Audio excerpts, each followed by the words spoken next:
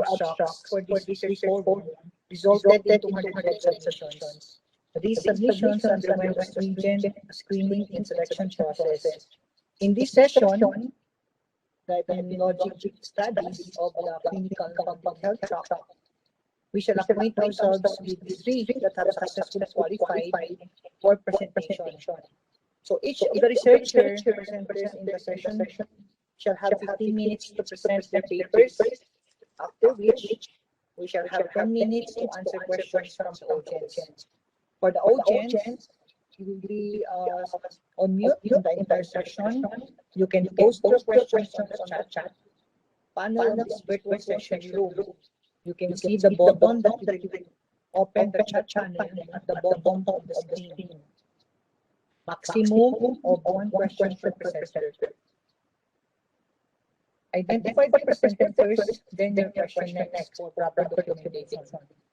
Before we close the session later on, we shall have a synthesis and some onward announcements in the following program. So this afternoon, I will chair this session. I'm Roderick Napulan of the Research and Performance Management Division of the Health and Safety Development of Nueva. Together with me is Architect Jean Paulo Policarpo, our Development Management Officer of the same division in UAL. So for this afternoon, we will be listening to three research papers. First paper will be presented by Dr. Daniel Emerald P. Galang of the National Kidney Transplant Institute with his paper on clinical characteristics and outcomes of COVID-19 in adult Filipino kidney transplant recipients. So the second presenter will be presented by Mr. Melvin Estolano of the Dr. Paulino Garcia Memorial Research and Medical Center with the paper entitled Survival Analysis of COVID-19 Patients Admitted in a Tertiary Government Hospital in Nueva, Ecija, a preliminary report on the compassionate use of Remdesevir. Lastly, our last presenter will be from Lung Center of the Philippines with a paper entitled Factors Affecting Pulmonary and Cardiovascular Outcomes in Adult COVID-19 Confirmed Cases Admitted at the Lung Center of the Philippines. This will be delivered by Dr. Aleli de Guzman Pamplona. To our researchers, thank you for joining this forum, for your courage, as well as for all your efforts in coming up with this research presentation. Congratulations for reaching this far into this platform and initiative. So let us now start with the presentation of our first presenter, Dr. Daniel Emerald P. Galang. You have the floor, Dr. Galang. So good afternoon, everyone. So I will present the clinical characteristics and outcomes of COVID-19 infection in adult Filipino kidney transplant recipients.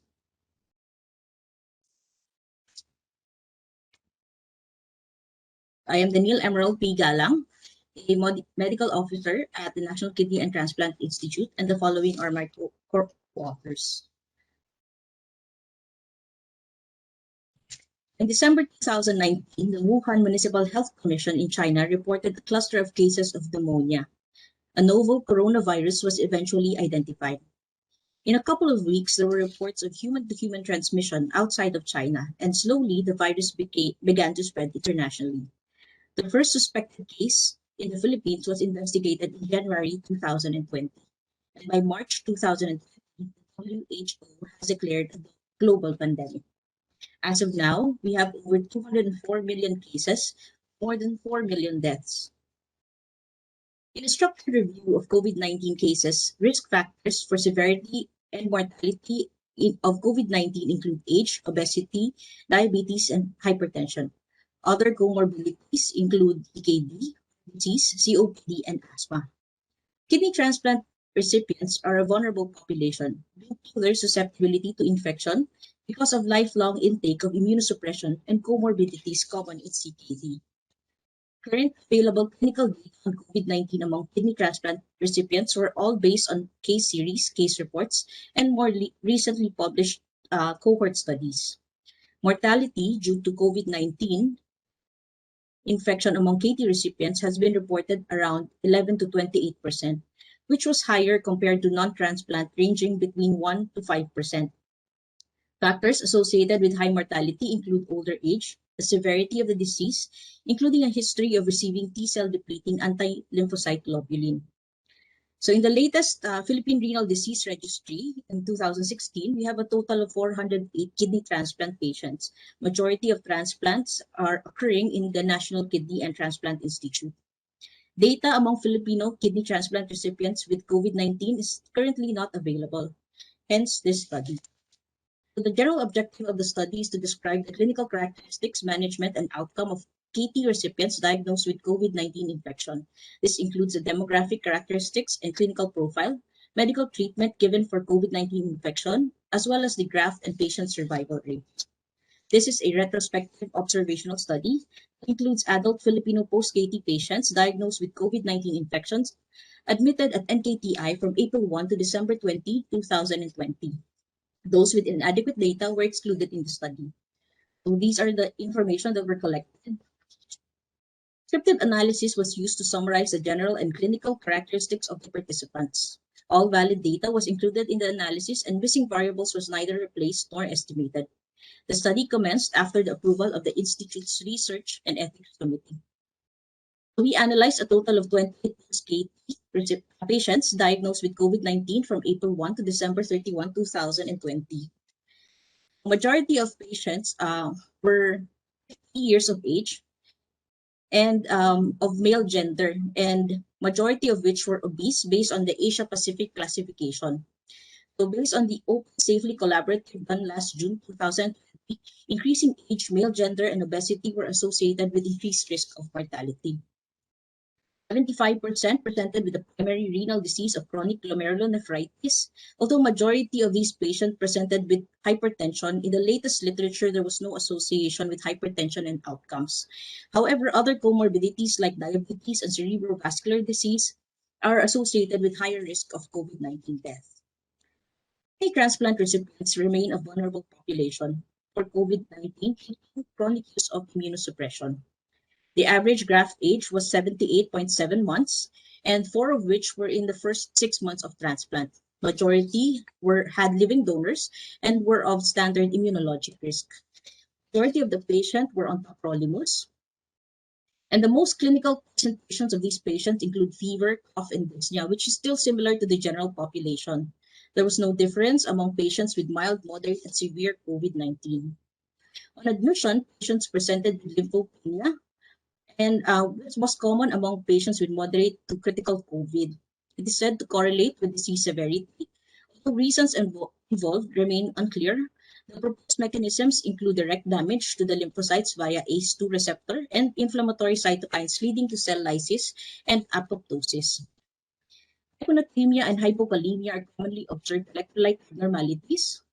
Hypokalemia may be due to interleukin-6 released by monocytes and macrophages, which cause electrolyte impairment, inducing the non-osmotic release of vasopressin. Underlying mechanisms for hypokalemia include reduction in ACE2 expression, increasing angiotensin II, causing increased excretion of potassium in the kidneys. And in some cases, the gastrointestinal loss from diarrhea, nausea, and vomiting were also considered. Patients with severe and critical presented with high levels of hsCRP and LDH. And accumulating evidence suggests that the severity of COVID-19 infection is associated with increased levels of inflammatory mediators. There are also several studies that report on procalcitonin as a marker of prognosis. Majority of the patients presented with multilobar infiltrates on chest X-ray on admission, and many patients exhibited low O2 saturation that required O2 support during admission. It is suggested that injury to the alveolar epithelium is the main cause of COVID-19 related ARDS. All of the patients were given antibiotics except for one patient who had mild COVID-19 and was diagnosed with ACS. So the common antibiotics used empirically were piperazoline tazobactam with azithromycin, ceftriaxone and azithromycin, and ceftazidime with levofloxacin. Investigational antiviral treatment for COVID-19 were given among moderate to critical cases. Although data from studies in the general population suggest beneficial effects of these agents, there is still limited and lack of safety data on drug interactions and immunosuppressive agents among patients with limited renal function.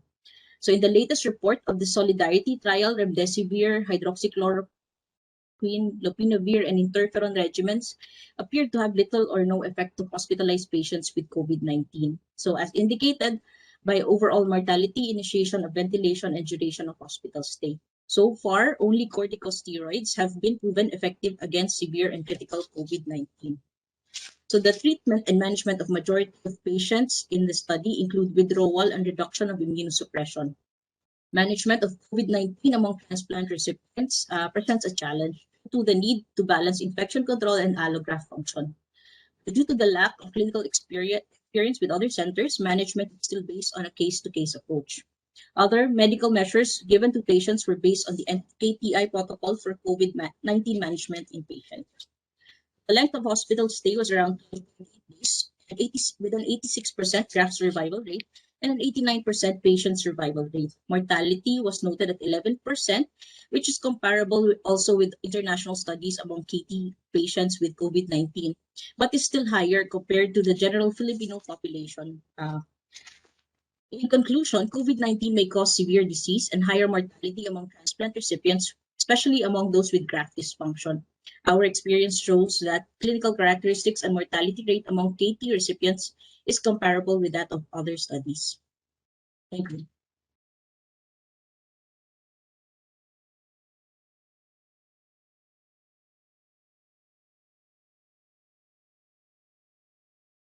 Galang for that very interesting topic and very timely, especially these times of pandemic. So for our next presenter, it will be coming from Dr. Paulino J. Garcia Memorial Research and Medical Center. It will be presented by Mr. Melvin Estolano. You have the floor, Mr. Estolano.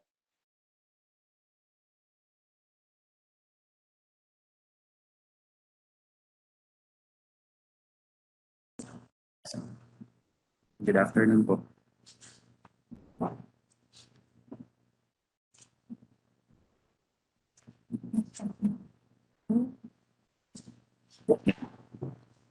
Afternoon.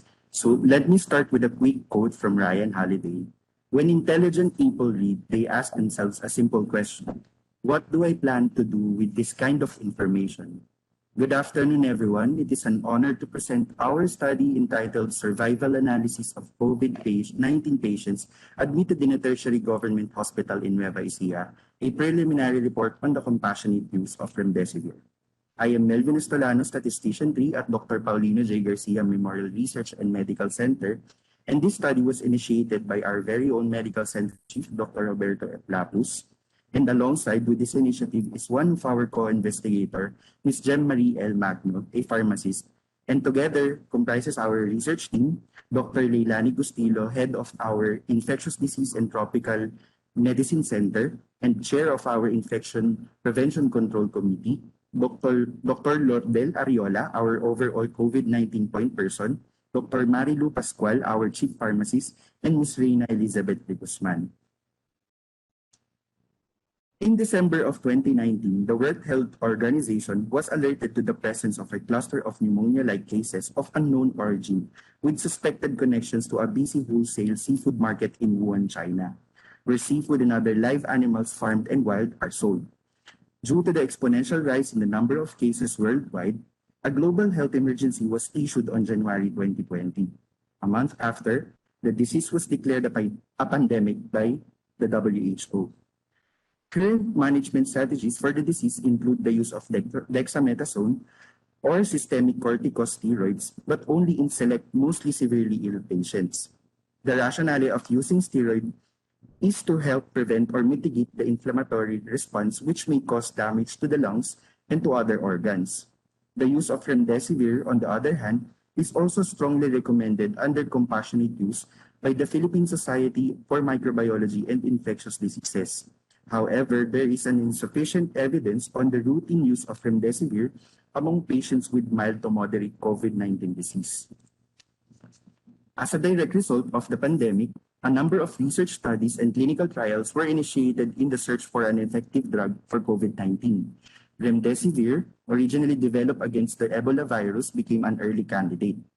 Remdesivir is one of the first authorized COVID-19 antiviral medication in Europe, and it received compassionate special permit for use in hospitals from the Department of Health and the Philippine Food and Drugs Administration upon request by health institutions. The term compassionate use in this context means to allow an individual with severe life-threatening health conditions access to an investigational drug or medical device when no other treatment modalities are available. On March 31, 2020, the Department of Health released Department Memorandum Number 2020-0138 entitled Adoption of Philippine Society for Microbiology and Infectious Diseases Clinical Practice Guidelines on COVID-19, where Remdesivir is included for use as an investigational drug. Currently, there were few studies in the Philippines observing compassionate use of Remdesivir and survival of patients with COVID-19 where Remdesivir was used. For COVID-19 symptoms and survival, there are a few studies recorded, and in a retrospective cohort study in UK published on June 25, 2020, it focuses on the first 450 PCR-confirmed COVID-19 positive patients in the hospital. It shows that the median length of stay was 5 days and 20 days for those with hospital-acquired COVID-19 disease. And in this study, 237 or 53% were discharged, 173 or 16% died, 12 or 3% remained in the hospital, and 28 or 6% had unknown outcomes. Common comorbidities in the deceased patients were pre-existing cardiac disease and hypertension. Most common symptoms reported in this study were cough, breathlessness, and diarrhea. In the Philippine setting, there are also a few researches to consider, and in the study published on June 22, 2020, it's about an epidemiological and clinical characteristics of patients with suspected COVID-19. This study concluded a total of 42 patients, and it was noted that 40% were aged 60 years and above, 55% were male, and 21% died. The duration from the onset of symptoms to death ranges for 8 to 18 days, and the study was a retrospective single center with the study duration between January 25 and 29th of March 2020. 70% of the symptoms were cough, inflammation of mucous membrane, and fever. With regards to studies about Remdesivir, there are also few worldwide to consider, and in the double-blind randomized placebo-controlled Remdesivir study for treatment of COVID-19, 517 patients were given Remdesivir and 508 were given placebo. Patients were predominantly male with a mean age of 58.9 years. 105 of patients were classified under mild to moderate COVID-19 and 957 under severe. The Remdesivir treated group had a median recovery time of 10 days with a mortality rate of 6.7% on day 15. The placebo group had a median recovery time of 15 days with a mortality rate of 11.9% on day 15. The study included 60 trial sites and cities worldwide. Although these studies show that further research is needed on the use of Remdesivir for COVID-19 to establish higher certainty of clinical evidence on its use for particular sets of patients, an online search showed no publication and peer-reviewed study in the Philippines about Remdesivir and COVID-19. However, on the 22nd of April 2020, the Department of Health announced that the Philippine Solidarity Trial received ethics approval from the Single Joint Review Board last 17th of April 2020, wherein Remdesivir, chloroquine or hydroxychloroquine, lopinavir with ritonavir, and lopinavir with ritonavir and interferon beta will be evaluated for safety and efficacy. In this ongoing study, 100 countries are taking part, and in the Philippines, at least 20 level 3 hospitals are involved. So basically, this study aims to observe the condition of COVID-19 patients under Remdesivir treatment by plotting the survival function of the different demographic and clinical characteristics of the patients. The knowledge to be gained from this study may serve to contribute to more effective use and administration of the drug in the management and treatment of COVID-19. Basically, we want to describe the demographic profile of the patient, their clinical characteristics, compare their demographic and clinical characteristics for patients with Remdesivir and those without the treatment, and compare and describe the survival of our patients according to their demography and clinical characteristics. So this study employed a descriptive retrospective design wherein an abstraction form was used to extract the information needed from the medical records of each patient admitted in our facility from March 2020 to March 2021. We presented our analysis and results as means and standard deviations for continuous variables, frequencies and standard and percentages for categorical variables. And in addition, we use the log-rank trend test to see if the levels of a variable have a natural ordering in it, and we plot the Kaplan-Meier curves to further illustrate the differences in the survival curves, which is constructed by taking the ratio of the number of deaths at a given death time to the number of individuals at risk at that time. This is the most common method to describe the survival characteristics used for all the categorical predictors to provide insight into the shape of the survival function of each group and give an idea of whether or not the group are different. We also use the Cox proportional hazard model regression to fit the survival data and to formally determine significant explanatory variables associated with the survival of COVID patients. All this test work was performed under 5% level of significance using the R software. So from our institutional report, we have recorded 419 confirmed cases from our COVID operation center. And with the eligibility criteria, from the first level, we have included 310 admitted patients and excluded 109 patients due to the reason of these patients were advised to home quarantine. And we arrived to our final samples of 266 moderate to severe COVID-19 patients and finally excluded for patients with the following reasons. First, if patients died in less than 24 hours and if they were categorized as symptomatic or of asymptomatic or to mild cases. So here are the key key demographic results. 45 patients received Remdesivir or 16.9%, while 221 or 83% received the other treatment. So a perfect proportion was recorded in this study for both sexes. The mean age was 54.8 years old. 249 were non-healthcare workers, and common comorbidities includes hypertension, diabetes, and renal-related diseases. Mean BMI of patients are 24.8.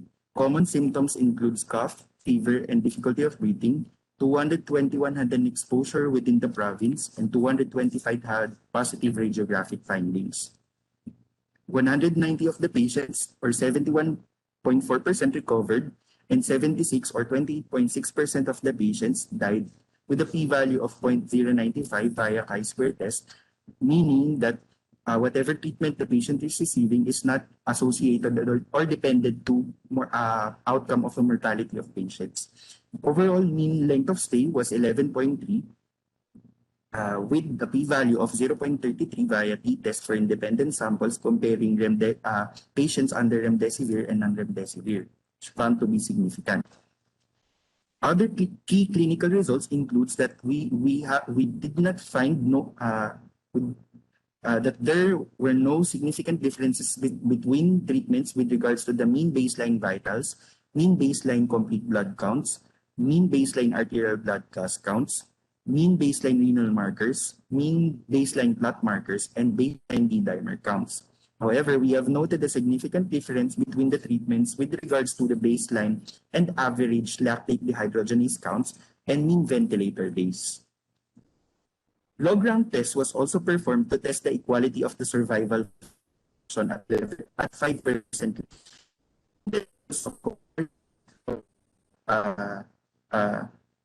It shows that if the levels had between the levels of covariates and log-rank test was also included to show if the levels had a natural ordering in it, such as sex, exposure, and presence of symptoms and comorbidity. And it shows that there were no significant differences between the categories of sexes, exposure, and occupation with regards to patients and with regards to the survival of patients under remdesivir. Likewise, there were no also noted significance in comparing the survival of each category between treatments. So the univariate Cox proportional hazard was also performed to formally determine potential covariates that has an association with the survival of the patients. And results showed that for remdesivir group, it showed that age, oxygen saturation, and ventilator days was found to be significant factors on the survivability of COVID-19 patients under remdesivir group. We also provide the plot for the overall survival probability of patients and plot between treatment groups. And as a result, patients on the 7th-day cumulative survival or those patients on the early detection of COVID-19, remdesivir performs well with 80% probability of survival. However, for patients with prolonged hospital stay, as we can see in the 14th and 21-day cumulative survivals, remdesivir as compared to we can say that there is a lower survival probability of patients under remdesivir as compared to those who haven't received it. Although this was not investigated in our research, the theory behind this is that as the infection progresses in a later part, patients tend to enter a hyperinflammatory stage, oftentimes referred to as a cytokine storm. And most of the mortality of COVID-19 infections can be traced to a cytokine storm. And many health practitioners treating these patients have underestimated its impact. And this is why the reason antivirals like remdesivir are showing little effectiveness compared to some immunomodulatory treatments in the later stage of infection. So in conclusion, we have concluded a total of 266 patients, 16.92 of COVID-19 patients received remdesivir. Average age was 54.8 and can be seen dominantly on patients 50 years old and above. 93.6% of the patients were non-healthcare workers. Results also shows the rank distribution of patients' comorbidity, and topping the list of the comorbidities was hypertension, followed by diabetes mellitus and renal-related diseases. Log-rank test results showed that there were no significant differences between the categories of sexes, exposure, and occupation with regards to the survival of remdesivir.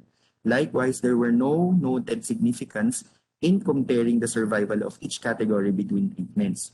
Overall survival probability on the comparison of Kaplan-Meier curves between remdesivir and non-remdesivir treatments showed a non-significant log-rank value as well. And the univariate Cox proportional hazard regression showed age, oxygen saturation, and ventilator days was found to be significant factors on the survivability of COVID-19 patients under remdesivir group. So for our recommendations, we want to set up this research in the future to be prospective in design to gain more control of the data in terms of categorizing patients with appropriate distribution as to moderate, severe, and critically ill, non-remdesivir, and remdesivir group of patients. There is also a need to ensure all laboratory data about these patients are requested. This research also implies on the review of treatment guidelines, as we currently have a stable supply of remdesivir and as observed by its mechanism of action, it would benefit patients if given within 7 to 10 days from the onset of symptom. We also want to have a proactive referral system at the lower health facility unit to promote early detection, admission, and management, since time efficiency is crucial to the survivability of high-risk patients.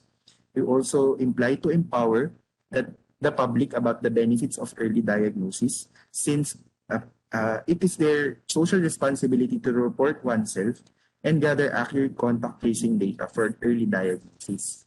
We also imply to promote the possible benefits of giving remdesivir at early onset of COVID-19 because of its mechanism. Since the virus is self-limiting, our aim with remdesivir is to prevent further replication of the virus to further prevent the worsening of its effects, and further studies in observing such data is needed for standardization. Lastly, we would like to account the benefit to risk ratio before considering a prolonged or 10-day treatment for Remdesivir for critically ill patients because of its metabolism. So one must contemplate the possible risk if it will cause the patient, especially if it's not within the replication cycle of the virus. So these are my references, and if I may end my presentation with another quote from Ryan Holiday, bad companies are destroyed by crises, good companies survive them. Great individuals like great companies find a way to transform weakness into strength. Thank you for your kind attention. Mr. Estolano and the team for this very wonderful paper and very timely, especially this time of pandemic. And we know naman na nagkaroon tayo ng several issues raised even in Congress regarding Remdesivir. So let us now proceed with our third presenter, our last presenter for this afternoon session in the epidemiological and track session natin this afternoon. So may we call on our third presenter, Dr. Aleli de Guzman Pamplona of the Lung Center of the Philippines for her paper presentation. You have the floor, Dr. Pamplona. Good day. Today, I will be presenting our research entitled Factors Affecting Pulmonary and Cardiovascular Outcomes in Adult COVID-19 Confirmed Cases Admitted at the Lung Center of the Philippines. I am Dr. Aleli de Guzman Pamplona, a former pulmonary fellow at the Lung Center of the Philippines, together with my co-authors, Dr. Jan Paul Serafica, Dr. Glina Ong Cabrera, and Dr. Marie Magno. During the last month of 2019, a cluster of patients with pneumonia of then unknown origin were reported in Wuhan, Hubei, China. Subsequently, the RNA genome of the 2019 novel coronavirus was identified. Since introduction, the virus has spread to other countries and has been declared by the WHO as a public health emergency of international concern last February 2020. Interestingly, numerous systemic outcomes have been noted to arise during COVID-19 infection, despite its predilection for the lungs and cardiac, renal, gastrointestinal, cutaneous, and neurologic outcomes have also been reported. Hence, we would like to determine the factors affecting pulmonary and cardiovascular outcomes in adult patients with COVID-19 confirmed cases admitted at the Lung Center of the Philippines. Specifically, here are our objectives.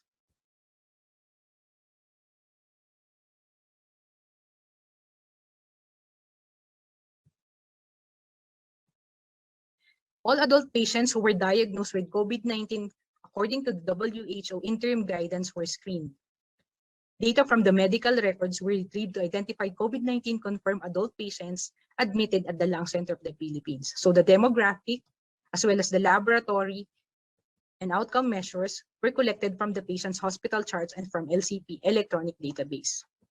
Both the pulmonary as well as the cardiovascular outcomes were measured in this study. So the pulmonary outcomes include acute respiratory failure, acute respiratory distress syndrome, hospital-acquired pneumonia, or ventilator-associated pneumonia, while the cardiovascular outcomes include arrhythmia, ACS, MI, and venous thromboembolism. Now let's go to the results. Presenting to you the clinical profile of COVID-19 patients admitted at the LCP. So patients who were classified under moderate and severe were mostly 41 to 60 years old, while patients who are critical were aged 61 to 80 years old. The mean age of patients also increased with the severity of COVID-19 infection. More than half of all patients, regardless of disease severity, were male. So the proportion of male patients in severe cases was higher compared to moderate and critical cases. Hypertension was the most common baseline comorbidity, with higher proportions noted for severe and critical cases compared to moderate cases. History of active pulmonary tuberculosis was noted to be higher in patients classified as moderate. Regardless of disease severity, majority of patients were non-smokers. Presenting to you the baseline laboratory parameters of COVID-19 patients admitted at LCP. For the initial vital signs, there was noted increasing systolic pressure, heart rate, while there is decreasing oxygen saturation as the disease progresses. Majority of the patient has an eGFR of 60 to 89 cc. So patients were noted to be hyponatremic and has ischemic changes by ECG.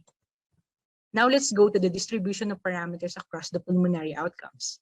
A total of 124 patients were identified to have pulmonary outcomes. So the most common pulmonary outcome was acute respiratory distress syndrome, followed by acute respiratory failure, hospital-acquired pneumonia, and ventilator-associated pneumonia, and then others such as pleural effusion. The median age for patients with pulmonary outcome is 63.25 years, with the majority of these patients being male. So patients who have pulmonary outcomes have normal BMI, and in this group of patients, hypertension was the most common baseline comorbidity, followed by diabetes. Patients with pulmonary outcomes were non-smokers, so the mean arterial pressure in these patients were normal, which ranges from 93 to 98. So most patients were tachycardic at 105 and hypoxemic at 85%. Most of these patients were already on ACE inhibitor or ARBs and beta blockers prior to admission. So most patients with pulmonary outcomes have an eGFR of 60 to 89 and with hyponatremia on admission. 31% of these patients were mechanically ventilated upon admission and 30% were intubated at the wards. Now let's go to the distribution of parameters across the cardiovascular outcomes. So a total of 26 patients were identified to have cardiovascular outcomes. So most of these patients had acute coronary syndrome, arrhythmia, venous thromboembolism, and had sudden atrial fibrillation or bradycardia. Most patients were male, with diabetes mellitus and hypertension as their baseline comorbidities. So patients who had ACS were also identified to have a high likelihood of having diabetes. Patients with cardiovascular outcomes had the following levels: a mean SBP of 136, a diastolic blood pressure of 81, mean arterial pressure of 99, and a heart rate of 105, and a temperature of 36.8. And SpO2 of 82.8%. So most of these patients have positive baseline TROP-I and were taking ACE, ARB, antiplatelet, and beta blockers. So most patients had abnormal ECG findings. So the majority was ischemic change and left ventricular hypertrophy. So patients with abnormal 2D echo findings show the mean ejection fraction of 50.06%. So the most of these patients having dilated chamber, which includes RA and RB dilatation. Now let's go to the factors associated with pulmonary outcomes in adult COVID-19 patients admitted at the L.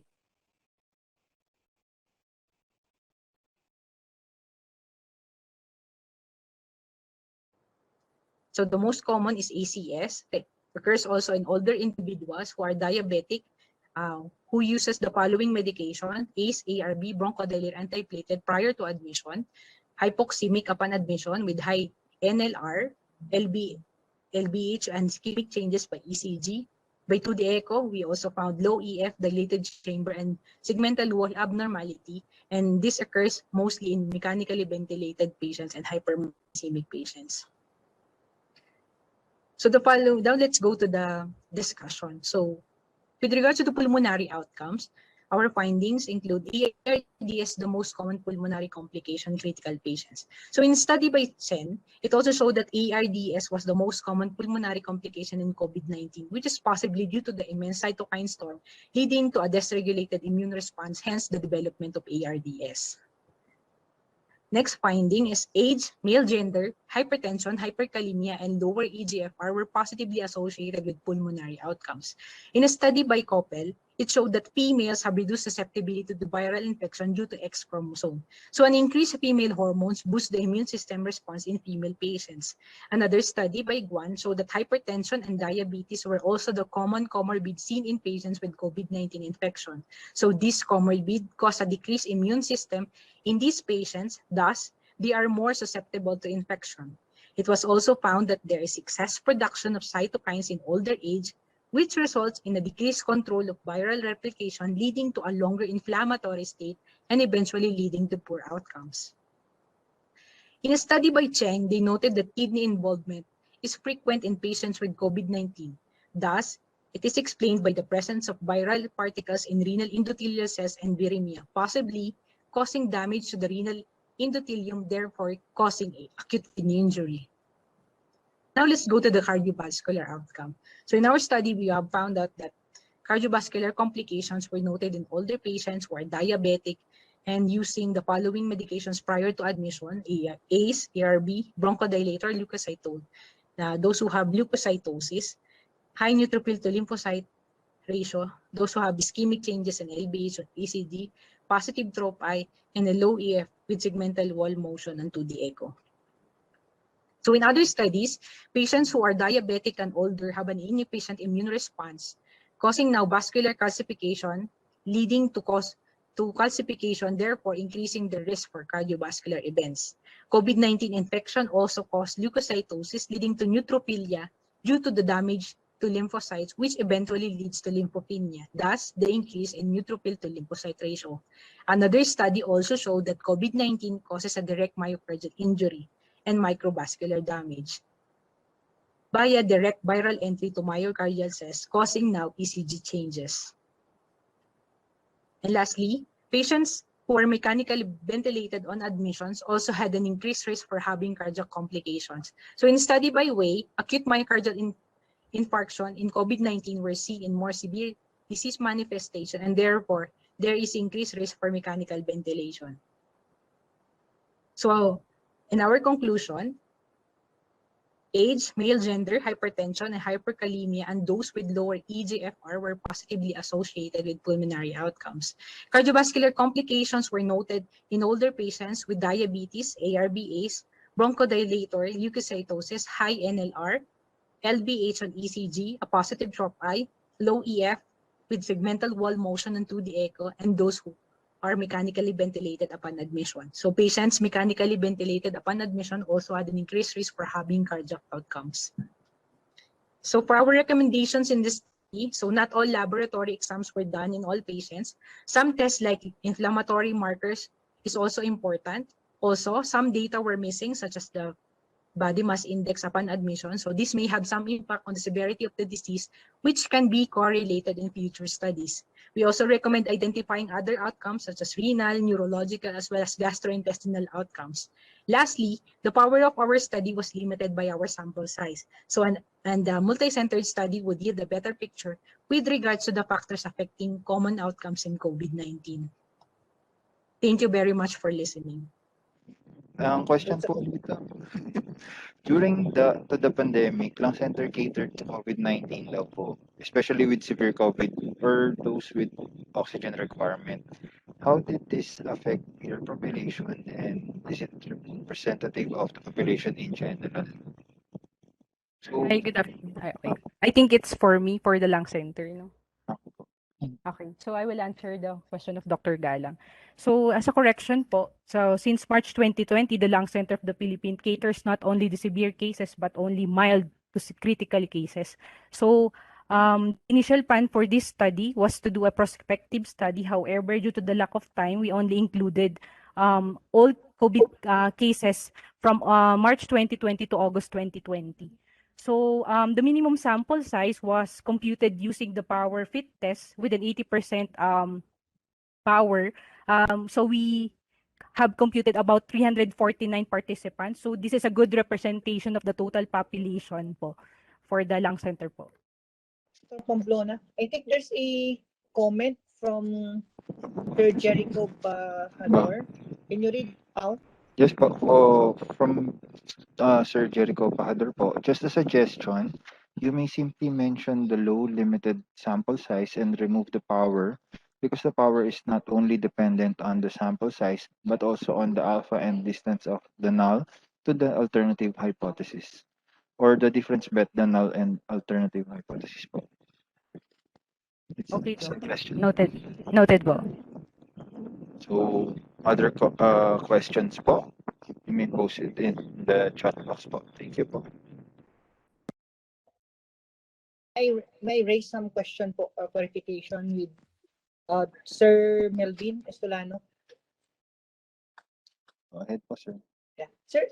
Sir Melvin, you mentioned that age, oxygen saturation, as well as ventilator days were associated with the survivability of the COVID-19 patients under Remdesivir group. Have you considered this as effect measure modifier in the model in determining the real effect of the Remdesivir as compared with the those without Remdesivir. Come again, sir, come again po. Either these three variables mentioned significantly factors of the survivability of the COVID-19 patients under Remdesivir group. These are the age, oxygen saturation, as well as ventilator days. Have you considered these three variables as an effect measure modifier and come up with a multivariate analysis using the multiple survival analysis? Actually, sir, we haven't done it po. Initially, our objective is just to describe the survivability of the patients first. But we have talked about it. We have talked about this with our consultants po and try to consider po yung effects po nila by doing some computational na po. Pero we haven't done din po yung multivariate part since we didn't consider po yung interaction effects po ng bawat variables po. There's a great probability that there would be a positive effect measure modification or the modifier effect nitong three variables nito that would compound or would influence the overall survival rate as noted for the Remdesivir versus with those with the non-Remdesivir. I think maybe if you could further elaborate this later on in your future studies and expand some sample size Yes. so that you can come up with a multivariate Cox proportional hazard Yes, sir. analysis. Yes, sir. Noted po.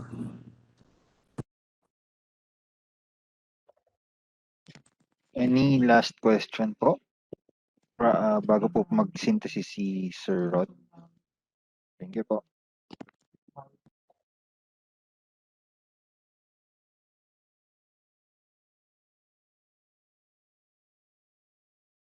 Question also to Dr. siguro for Dr. Galang, since wala pa yata na-raise na question. Dr. Galang, on your study, you mentioned about comparable results with the foreign studies. These foreign papers is also in the Southeast Asian countries, or what is this studies all about? For transplant po, the initial studies presented among transplant patients with COVID-19 were initially from Wuhan, from China. So they were a case series and case reports. So later on po, the released studies, which were larger studies, actually more accurate, yung sa European studies and also the one in the American Association of Nephrology. So they had better population, a better follow-up compared with the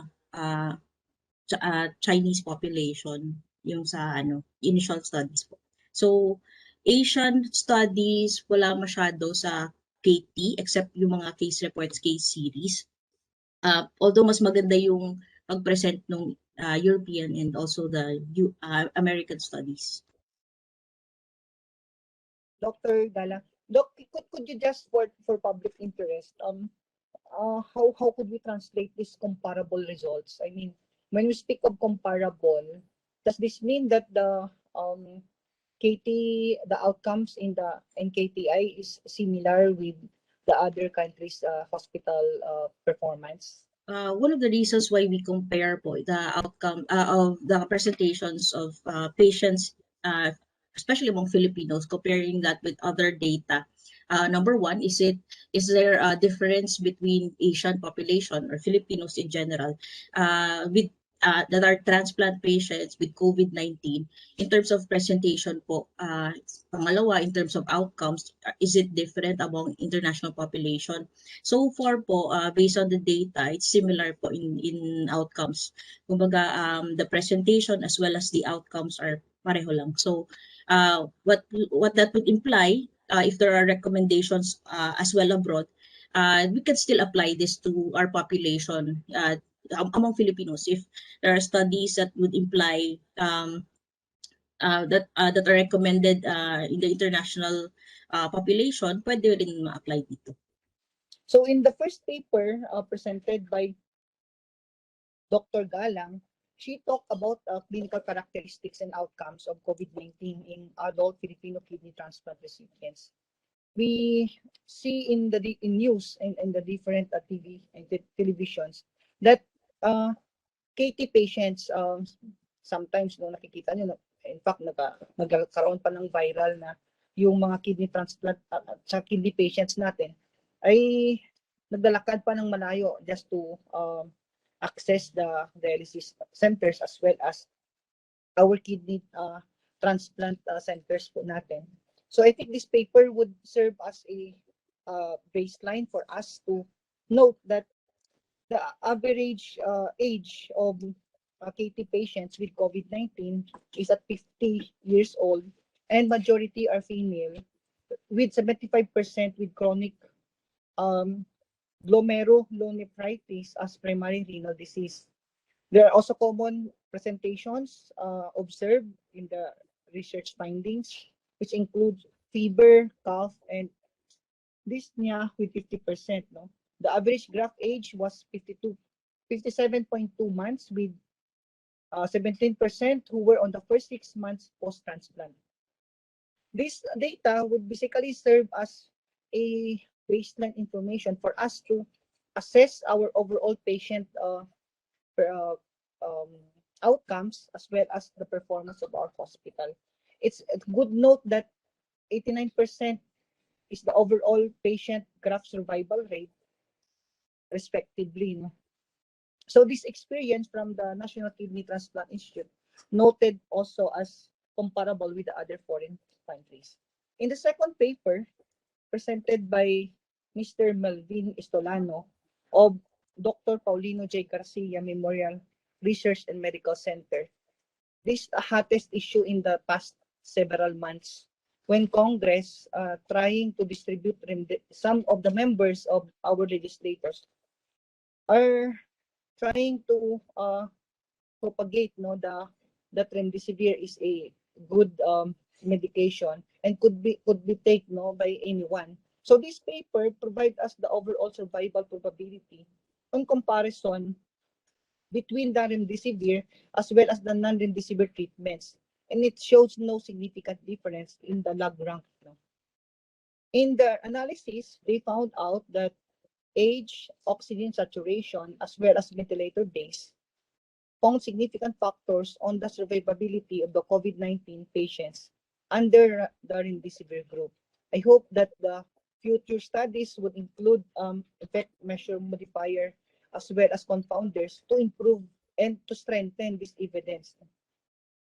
This study also provides us idea that the drug whose mechanism of action is to prevent replication of the coronavirus were given only up to until patients become critically ill, severe or moderate, and does not have significant differences in improving patient status, nor does it lessen hospital stay. So I hope this paper would reach to our policymakers, to our clinicians. Congratulations po from the team of Dr. Lapus and Mr. Melvin Estolano and Ms. Magno for that very well-presented paper. Our last paper talks about the factors affecting pulmonary and cardiovascular outcomes in adult COVID-19 confirmed cases admitted at the Lung Center of the Philippines. Lung Center of the Philippines was identified as one of the national referral hospital for COVID-19 during the early declaration of the pandemic. These findings shows that out of the 355 patients included in their analysis, majority were male, and hypertension was the most common comorbidity. The identified top pulmonary complication includes ARDS, followed by the ARF, HAP, VAP, as well as pulmonary complication were twice greater in patients with eGFR levels of 30 to 59 levels. And those with hyperkalemia were also identified as pulmonary complications. So these findings will basically improve our clinical management relative to this novel coronavirus. So I hope with these all papers presented this afternoon would later on translate into policies, likewise improve our clinical services. Because at the end of the day, as DOH hospitals, we must take the lead in providing quality services to our Filipino people. So again, congratulations po sa lahat ng presenters. You did very well, and to your organization as well. No? So that's all we have this parallel session for the epidemiologic session 3, session 6, no, for this afternoon under the clinical and public health track of the first National Hospital Week Research Forum.